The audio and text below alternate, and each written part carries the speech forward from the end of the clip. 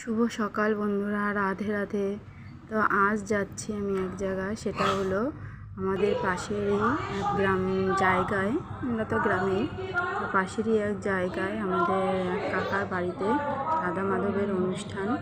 এক সপ্তাহ যাবৎ এই যে অনুষ্ঠানটা চলে, তো আমরা এখানে চলে এসেছি রাধা মাধবের মন্দিরে। এই যে মন্দিরটা এখন বন্ধ আছে, ভোগ দেওয়া হয়েছে তার জন্য।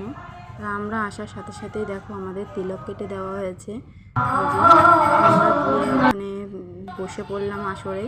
তা প্রচুর লোক এখানে এই কীর্তন শুনতে এসেছে।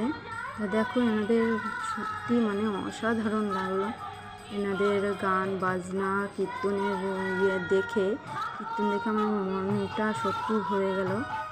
আর দেখো এনারা কত সুন্দর নেচে আর এই যে ঢোল বাজাচ্ছে, এনাদের তো অসাধারণ ঢোল বাজানোর যে কায়দাটা এত সুন্দর, মানে আমি আগে মনে হয় কখনো এরকম দেখিনি।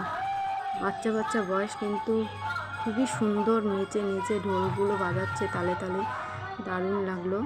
তো এখানে এসে সবাই মনোযোগ সহকারে সেই আজকে আসা হচ্ছে কি সূর্য পুজো উদ্দেশ্য করে।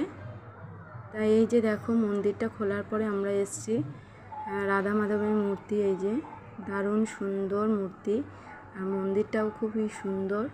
তো এখানে এসে আমরা এই যে রাধা মাধব তো এমনিই সুন্দর হয়। তা দেখো এই যে আজকে আসা সূর্য পুজোর উদ্দেশ্যে তোমাদের বলতে চাইছিলাম। তা সূর্য পুজো যারা দেখেছো বা দেখোনি তারা কমেন্টে জানিও।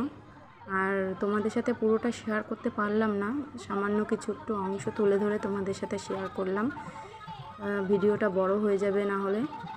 তা যদি ভিডিওটা ভালো লাগে তাহলে লাইক কমেন্ট শেয়ার করে দিও, আর পাশে থেকো বন্ধুরা। টাটা।